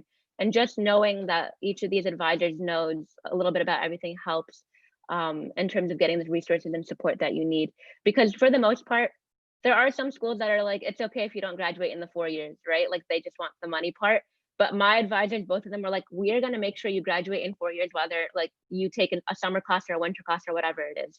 And you want to have these conversations with your advisors and be honest. If you have a financial circumstance, let them know I cannot graduate physically in XYZ years. I need this to be done in 4 years. How can I go about it? And then sometimes they might even get you into a conversation of maybe you can take it at your community college and transfer it in. There are so many different things that you can go about it. But these people, even if they don't know the full answers, there's someone who does. And if they don't know it, they'll find out who, someone who can help you give you that answer. So the schools offer a lot. It's really overwhelming. Take a minute to realize what you have. You don't have to do everything. I went to tutoring because I thought even if I didn't need the help, the person tutoring me could provide me, more information that I didn't realize about. And then gradually it led me to become a tutor too. So all these little things kind of added up in my own experience. But you have resources, don't overstress yourself. Reach out to people, who may have taken that class before and see what they did to, I guess, made it seem like their experience was easy or what made it work best for them. So yeah, there's a lot, but yeah, I could keep going on this topic, but yeah. Just something quickly that I want to add to what you were saying. One thing that I think you guys are going to hear that's consistent is do your research. So in terms of advisors and everything, I really was trying to figure out what to do in terms of, should I try to get a 5-year, should I try to apply for the 5-year master's program? Should I try to get an MBA? Should I try to go into education? And a lot of times my advisors did not have the answers to these questions. So I found the advisors for those departments to figure out what their advice is and what their experience is, and they helped me a lot with that. And that has to do with also exactly what Zahra said, and Iman talks about this too in terms of the advice piece that she said at the beginning, knowing exactly what you want to get out of your school, and knowing exactly what you want to get. So I think that kind of touches on like the advisor aspect in terms of resources that we have on campus. One other thing that I do want to talk about, Zahra also talked about the career services.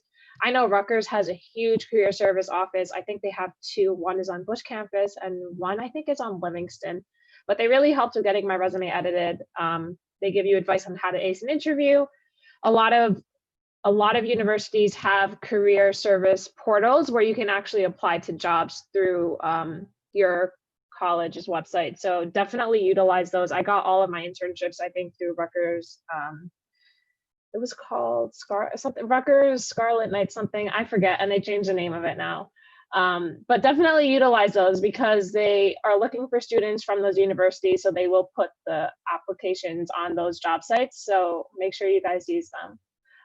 Kind of shifting gears for resources that are more for your school and career, I wanted to talk more about like some of the health services that are on different campuses, because there are one of the things that it can be overwhelming switching from high school to college, and sometimes you don't necessarily know who to reach out to, and a lot of times universities have different resources you can reach out to. So Reba, you wanted to talk about this?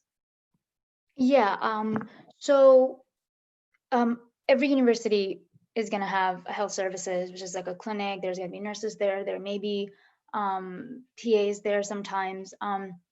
But they really, so anytime you're feeling, especially if you're on campus and you're sick, you can always go to them. You can always call them. You can do like online appointments too for a lot of universities. And another resource is CAPS, which is Counseling and Psychiatric Services, I think it's called. That kind of ties into the whole burnout and the whole kind of being overwhelmed, mental health, all of those. Don't be afraid to make an appointment with CAPS if you need to. Like it could be a one-time appointment session. It could be like a continued thing. Like I know so many people, especially in grad school, even in undergrad, I'm sure, but that were just on a constant communication basis with a therapist or a counselor at CAPS. Every university has some version of CAPS, either it's called CAPS or some other sort of services. Just try to make use of them. And especially going back to health services, especially if you're gonna be doing any type of study abroad or internship abroad, you are gonna have to complete a certain held appointments and stuff to qualify to travel. And then once you come back, you're gonna have to like meet with them again. So you are gonna be able to, you are gonna be in contact with them more often than you think. But especially with CAPS, I know just being in the Muslim community, there is stigma associated with making use of any mental health services. But this is something that's literally free of cost, if I'm not wrong, for at least most services. Maybe there's a small like fee in your bill, but like a general fee. But I think as far as I know, it is free of cost and it works around your schedule for the most part. So don't be afraid to go and make an appointment and speak to a counselor or a therapist. Yeah, and I think to add on to that, I think that was really amazing. Yeah, I feel like even with CAPS services, if you're not ready to or don't want to like see a therapist one-on-one, there are also a lot of just support groups, whether that's like people of color or like Muslims. There might even be like Muslim student support groups at CAPS or that partner with like if there's like a Center for Muslim Life at your university or MSA, like they might partner with them.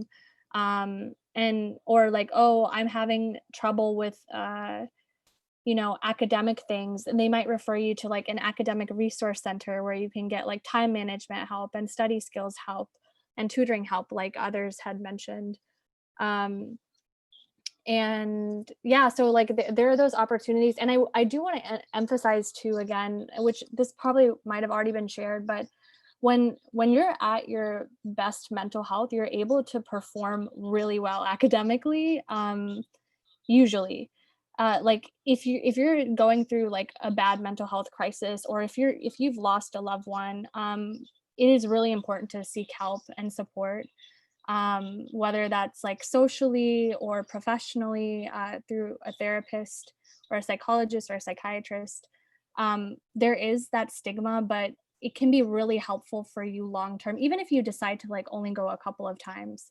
That resource is there and it's usually free, like Ariba mentioned, and like you might even benefit from 1 or 2 sessions and be like, oh, you know, this isn't really for me, and or I don't really need this, or like you might want to start it long term and see yourself like continuing to build, you know, coping skills and things like that over your period, over your time at college. So yeah, just remember there's support groups and there's like individual psychologists, and you'll just feel a lot better and be able to hopefully perform better too, inshallah, if you are at your best mental health. Cool.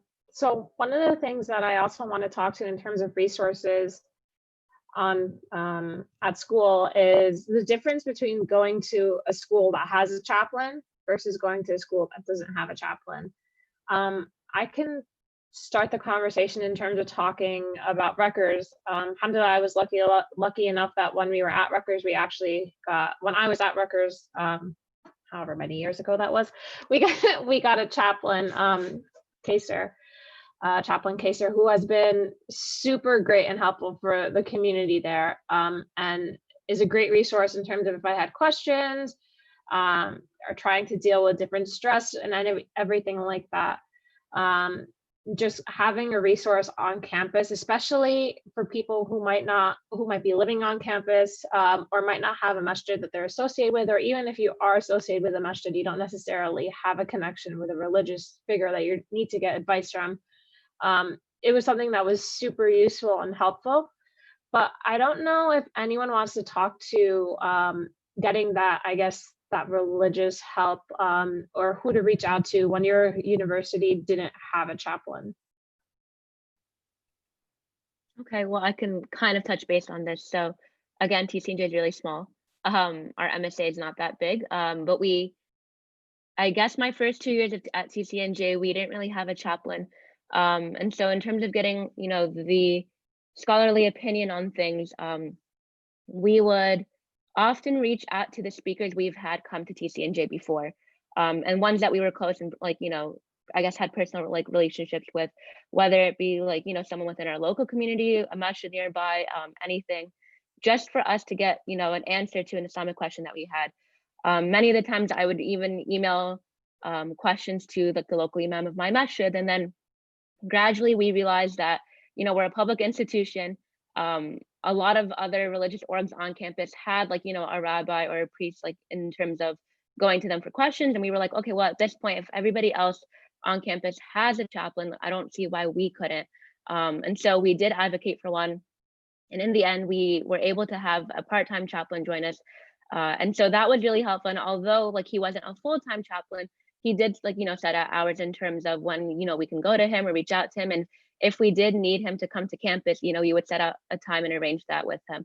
So for us to have opportunities like that was really helpful. But I think the other part was, because in the beginning we didn't have this access, we made sure to constantly bring in speakers to campus, whether it be like on a bi-weekly or monthly basis, just so that if we did have questions about a topic, it was really easy access at that point. Just, you know, open up the Q&A floor at the end of the session to something, you know, maybe we were struggling with, or if it ended up wanting to be a private conversation, like, you know, the speaker was always willing to set aside time, just because I think that they were always aware of the circumstance we were in. But all in all, it was helpful to have them around. And so now that we do have a chaplain, it's been easier in terms of also getting like funding for events, because they've been supportive about the initiatives that we've been doing as an MSA collectively. So I went to county college, or still am going to county college. With all county colleges within New Jersey, they sadly do not have chaplains. So one way we got answers for the questions that we had at Middlesex is that we asked local imams for their opinions. So the nearest masjid to Middlesex County College was MCNJ, and Imam Farhan was the current imam at that time at MCNJ. So we would ask him for his our questions, and usually we would get responses, but we would also get like second and third opinions just to make sure everything checks out, and if one imam misses something to say, the other says something. If the second doesn't says something to say, the third says something, and it's more the merrier. You get more ground and more information to fill in whoever's asking the question. And also, like, it does really motivate you. Like, personally for me, like, it motivated me to learn more, and to read more and understand more about the deen. So for example, like, when a couple of the members would ask me questions and I didn't have a response, it really motivated me to find a teacher. So Imam Farhan is my teacher, and it allows me to, like, ask the questions that people are usually embarrassed to ask, because usually those are the questions that are going to catch you off guard. And the thing is, when it's presented to you, you really get, like, frozen up and you don't understand how to respond, and that's the crucial time when you need to respond. So not having a chaplain on campus, it's a little hiccup in the road, but at the same time, if you're surrounded by a very strong Muslim community, there's always backups that, and also other ways that you can find answers to the questions, and as well as utilize resources that are around you. Awesome. So kind of transitioning to a question that was asked, something that people are always worried about is asking for time off for Jama'ah, or taking days off for Eid. And I just wanted to ask what your experiences were with that and what advice you have on that. Okay, so I can take that one. So for Gemma, well, okay, first thing is that when you're making your schedule for any semester, like it's at least at Rutgers, it's not super difficult to make sure that you don't have any classes during Gemma time. That's always something you should plan your schedule around. Try to keep your Fridays as free as possible. And if you have to take classes on Friday, make sure it's either like well before or well after Gemma, just to make sure you have that time. It's always worthwhile to go if you have the opportunity to, for sure, on campus or to any nearby masjid.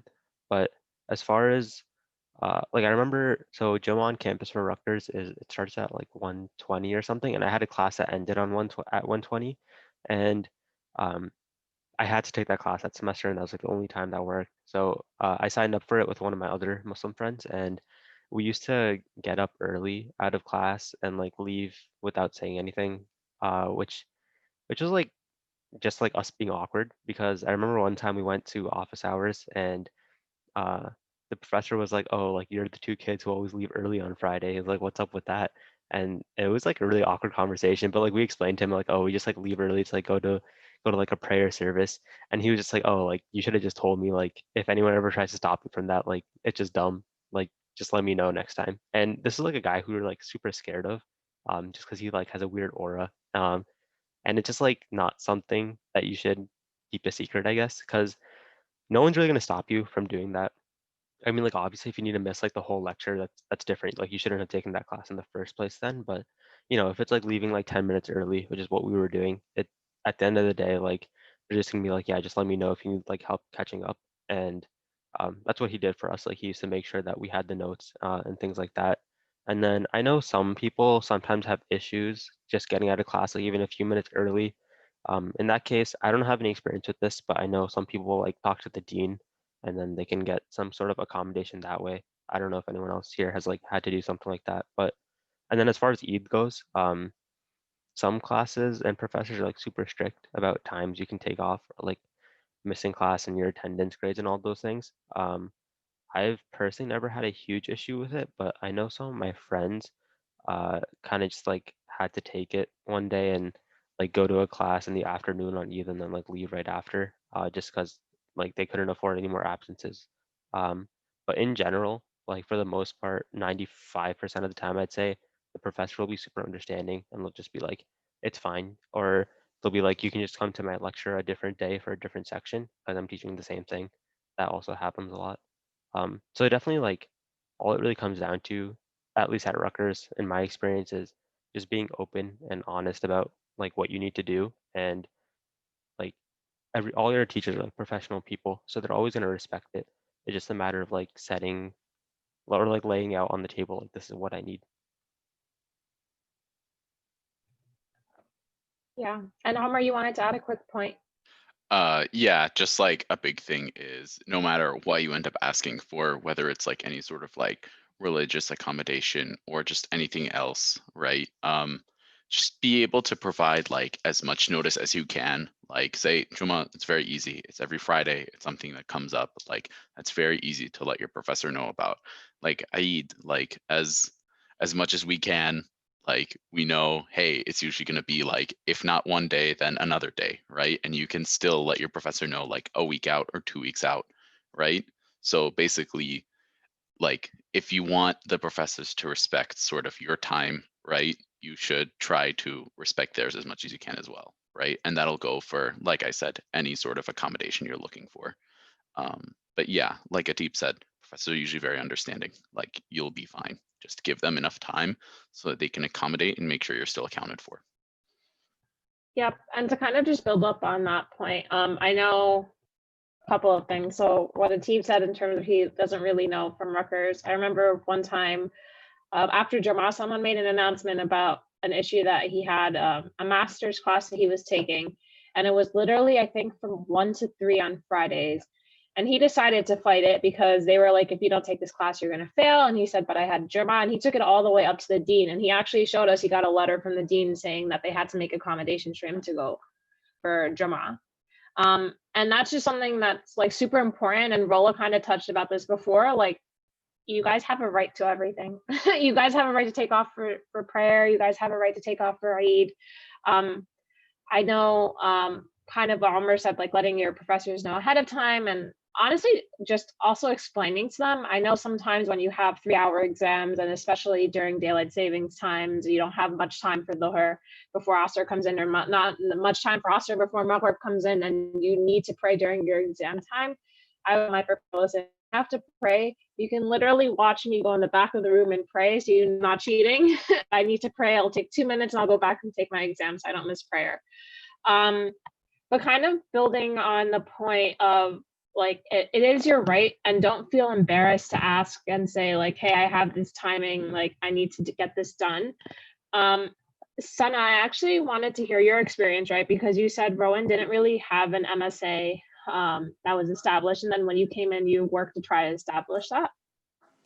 Yeah, so it wasn't up until November of my freshman year where I found out that there wasn't even MSA on my campus, because at first I really didn't know if there were any Muslims. Like it was really that bad. And once I became president, I wanted to make sure that that I was more exposed to my rights as a Muslim on campus, and what my professors were supposed to not give me, but understand. So I found, after talking to a few people on campus, like people who are in charge of like religion and stuff like that, I found out that teachers, when they sign their contract, like professors, when they sign their contract, they have to make accommodations for people who need to pray, or like for a holiday, anything like that. So that was a key thing, finding out that, because it helped a lot of students who were part of the MSA in terms of like leaving class early for prayer without having to fight a teacher because of like missing class for the last 10 minutes or anything like that, or professors making accommodations for exams, like moving it to a certain day or anything like that. So having an active MSA comes with its perks in a way, because you're able to find out what you can do as a student on campus, especially in classes and stuff. So that's all I have. Actually, can I just jump in really quickly? Yep. I think that is a really important thing. Just know your rights. If you find that a professor is giving you a hard time, I would probably take it up and escalate that situation, because if a professor does not accommodate you in a way, that's discriminatory. And so you should have that knowledge in the back of your mind. Most professors are nice. Some would probably give you a hard time. And that's when you need to, again, like stand your ground and know who to talk to. And that's all I have to say. Yeah, and then kind of talking again about that situation I talked about at Rutgers, the student who is in this program, the professor basically said, if you don't come to my classes or you miss a part of it, I'm failing you in this class, and he had to escalate it. But just knowing your rights and talking to other Muslims because on campus, because there's a high chance this one of them has been through it and knows who to contact or who can help you with what you're going through. Just because we are nearing the ending of our program, one question that I did want to ask, and anyone can jump in, was what is it like to transfer from one school to another school, or transferring between programs at the school that you're at? Abdullah, do you actually want to talk to this to start transferring from Middlesex to Rutgers and what that transition is like? Yeah, so going into college was it was a really easy decision that I wanted to save money as much as I can. So Middlesex was that option. And now that I'm done with my associates or near to the end of finishing my associates, the next step is transferring to a 4-year because that's what I want to do.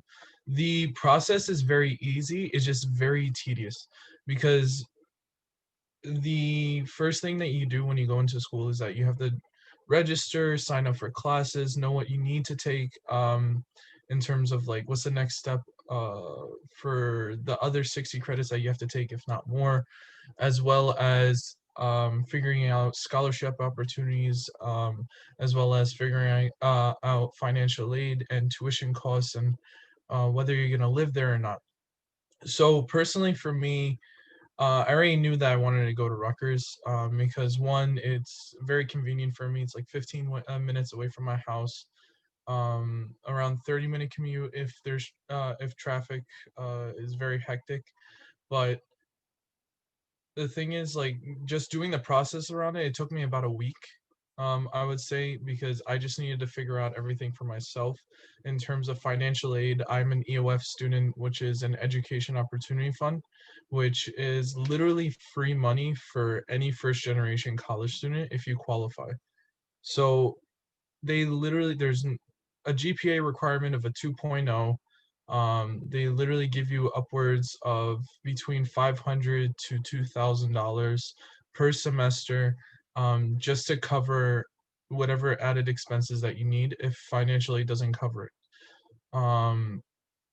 So trying to figure out how that's going to transfer to Rutgers was very easy. You just go to your, I went to my current EOF department. I just talked to the counselor that was there. She made a few phone calls. I just had to file paperwork and a form online, and it was that easy.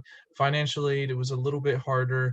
You just have to basically reapply for financial aid, but for Rutgers, which is, it's the same thing. There's just a few more steps because Rutgers requires a few more steps than Middlesex does because they're a larger school. It makes sense. There's no problem with that. And as well as the transfer application was very easy. It's just the response. So Rutgers does not require a letter of recommendation.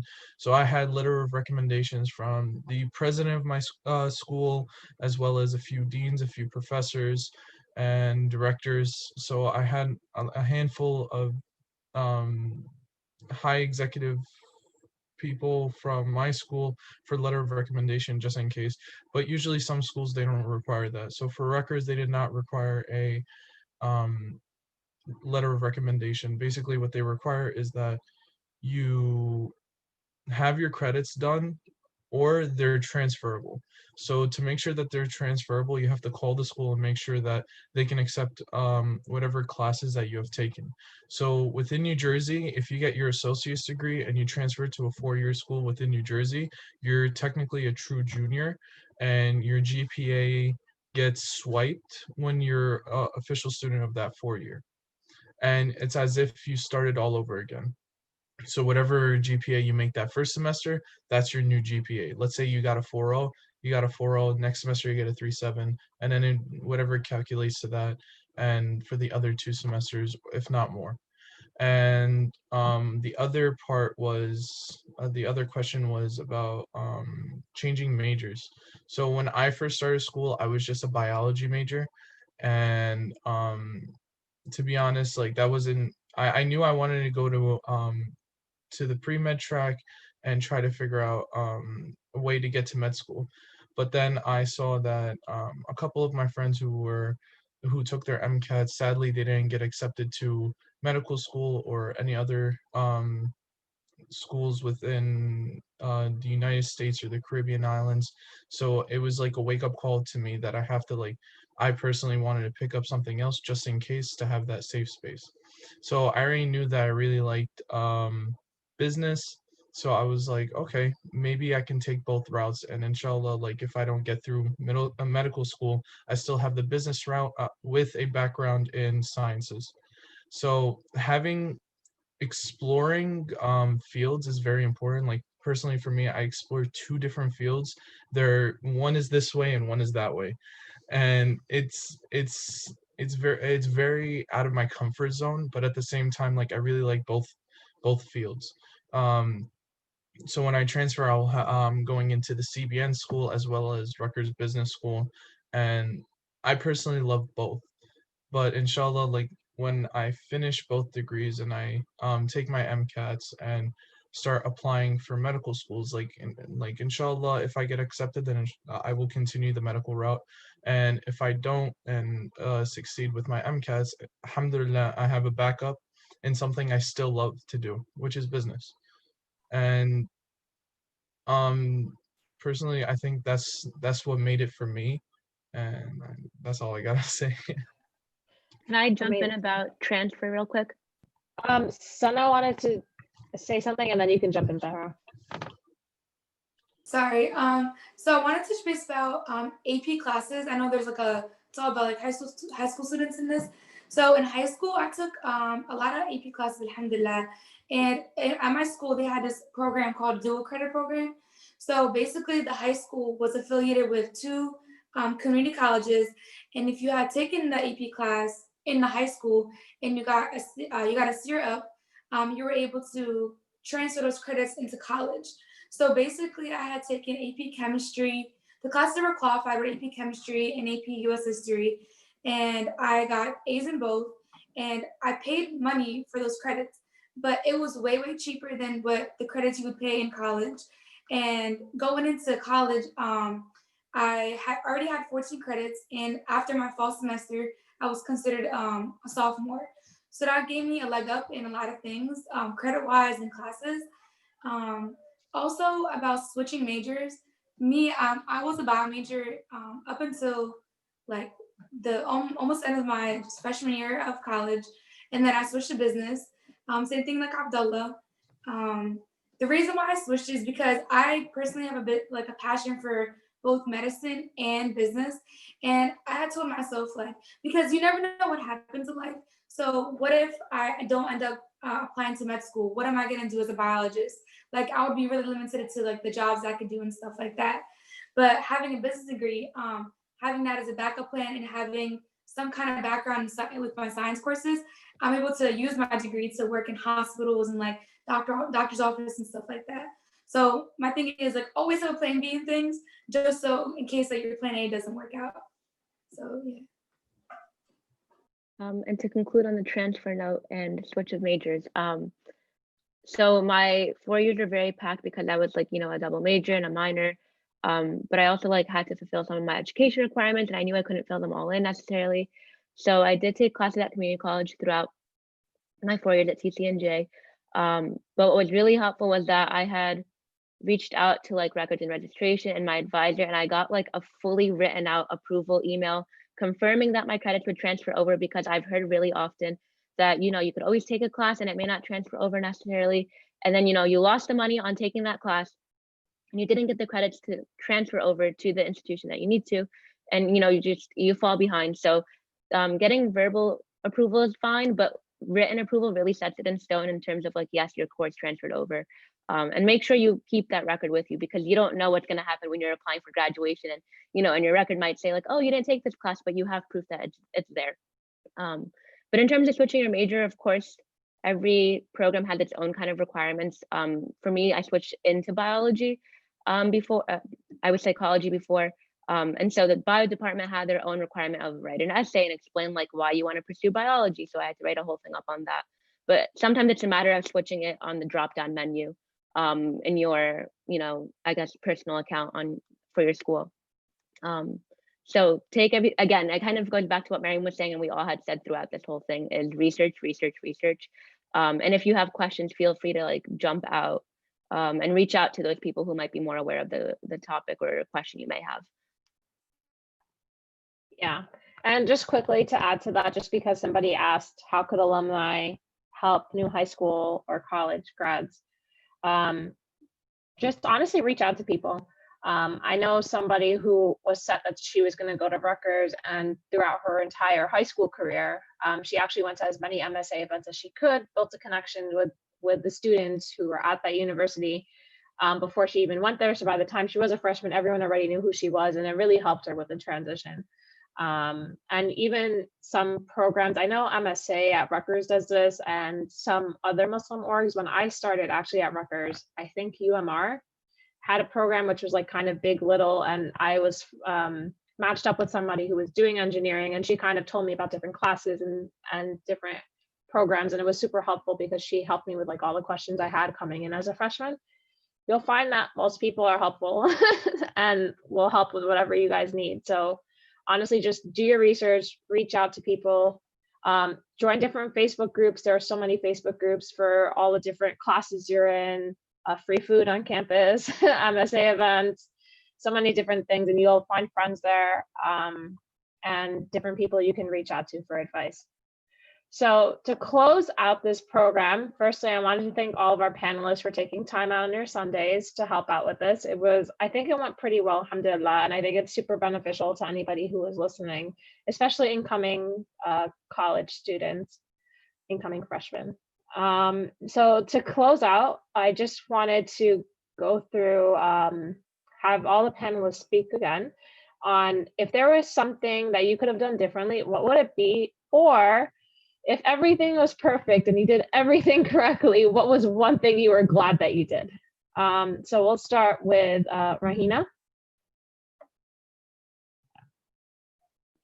Yeah, so I think that one piece of advice would definitely be just try to like schedule and balance things as much as possible.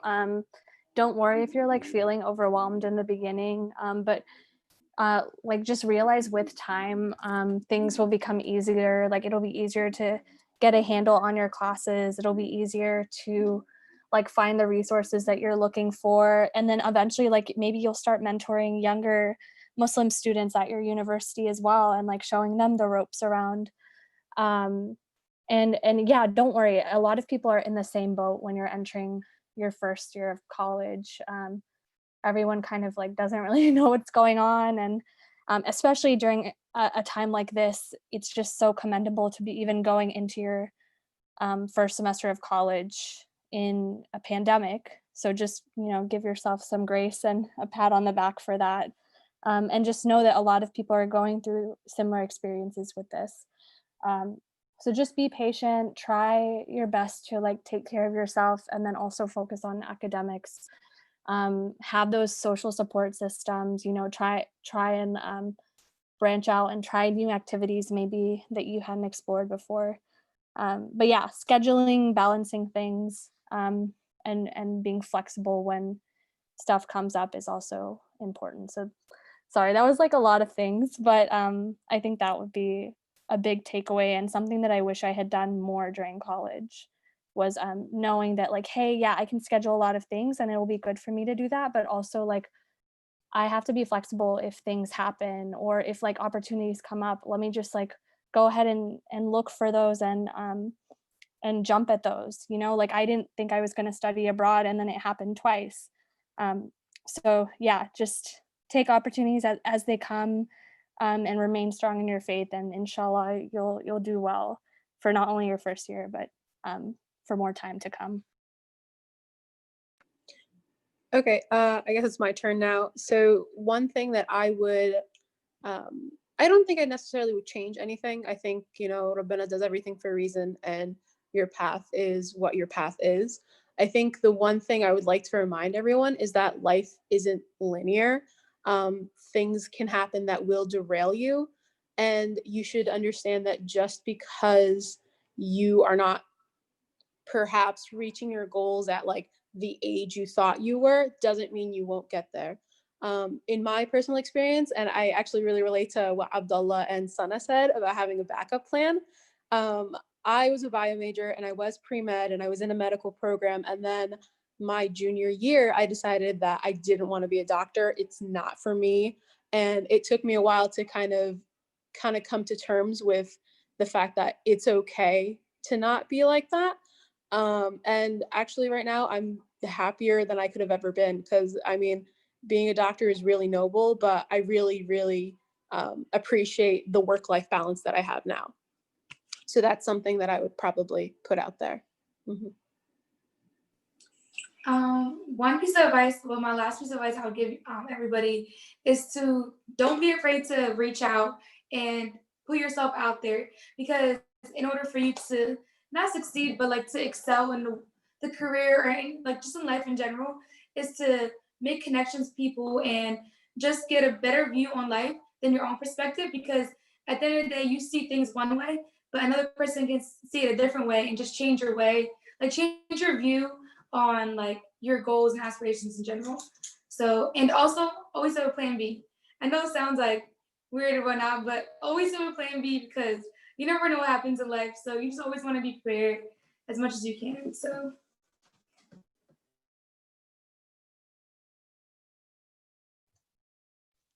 Cool. Oh, snap. I was muted. Sorry.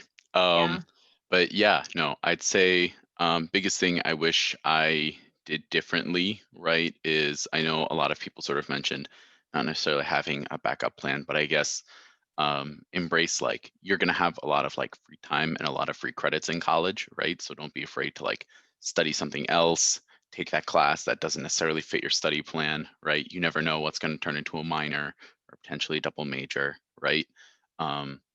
Biggest thing is to remember it's just like college is primarily school, right? And basically just like get your first year right, and just sort of everything else is like everything else the rest of the way in college is going to be so much easier, right? If you just like nail your study habits and get good grades your first year.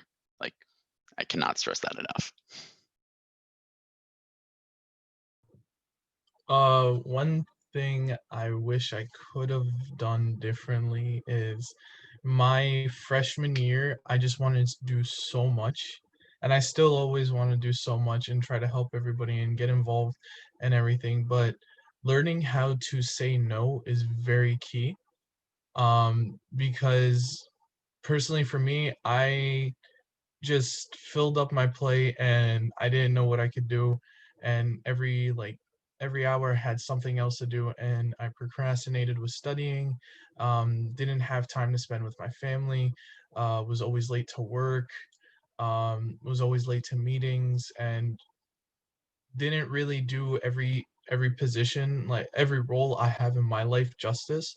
So making sure that you take on only what you can handle is very important, one, as well as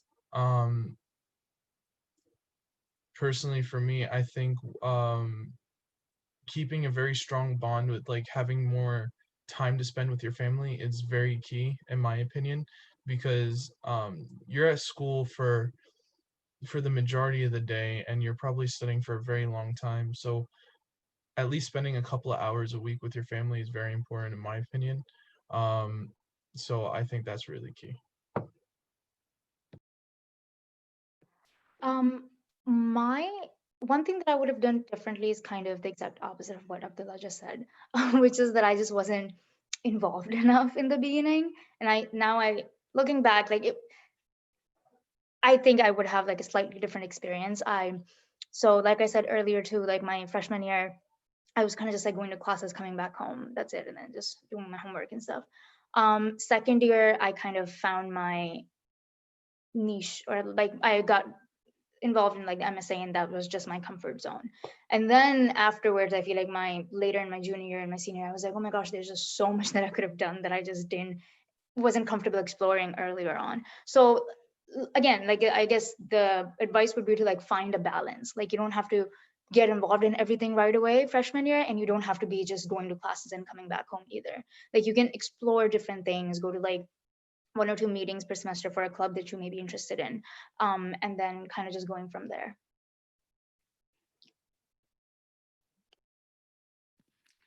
I feel like something that I wish that I could have done better was actually going to those office hours with my professors and like forming a good relationship with them.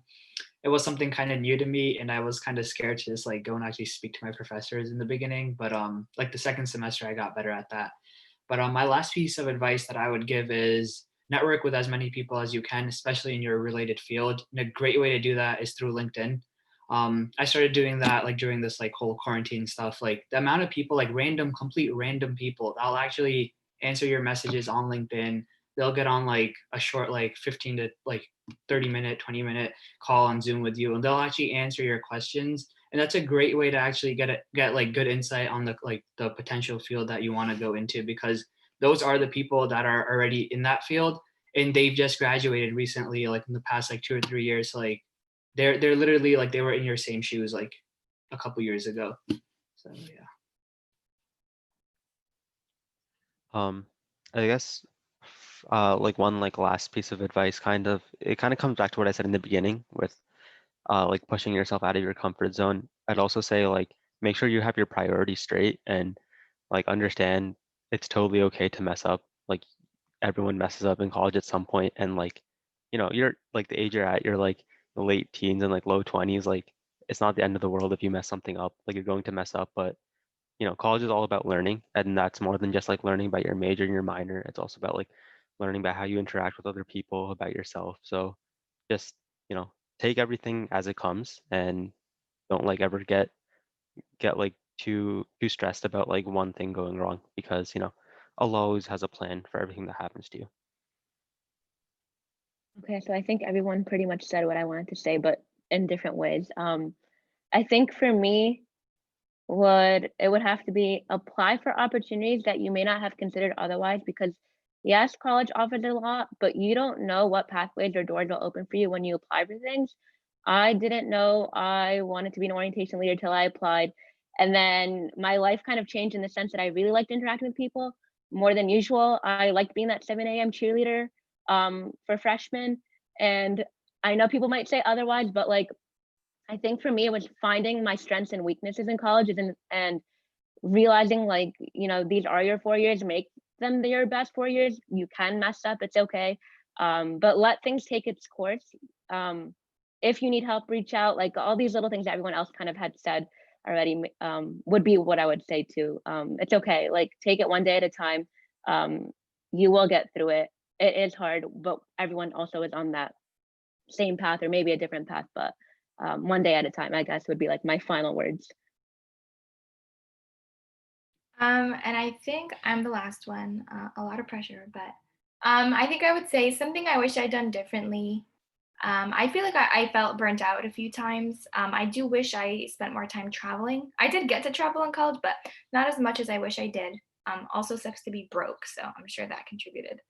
And then one piece of advice, I would say don't be afraid to lean on the people around you. Like I know that I would not have gotten to where I am without the support of everybody in my life. Like my sisters, my mom, my dad, like they just help me with so much stuff. And without that, I just think that there's a lot more stress. So it's okay to lean on those people and reach out when you need help. And then you get to the end goal together. And I think that's cool.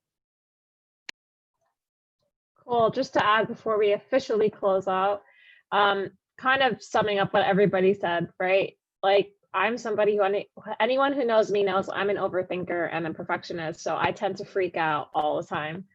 Yeah, Iman's nodding. She's like, yep. So something that's super important and something that I would have changed is definitely getting my priorities straight. And in the end, realizing everything is tawakkul ala Allah, right? Like Allah has the best plan for you and you need to trust in that. I remember I actually had a friend who was trying to help me with me freaking out all the time and was like, Miriam, think about it this way. What is the worst thing that can happen out of this situation? At the time she said it, I thought it was really stupid advice, but it was great because she's like, honestly, like if you're asking a professor for like, hey, can I join your research or whatever? What's the worst thing that could happen for that situation? They'll say no, and you're back to where you are right now. So why wouldn't you reach out? So yeah, just have Tukwala, do your research, make sure you guys establish like the best connections you can. And inshallah, it's all good. Don't be afraid to reach out to. People are generally helpful. And if you have questions or need help, they're willing to help. So on that note, I want to thank my panelists again for taking time out on your Sunday and making this virtual event successful. And inshallah, we have more of these in the future. I'll definitely reach out to you guys because this was great. All right, Assalamu alaikum, everybody.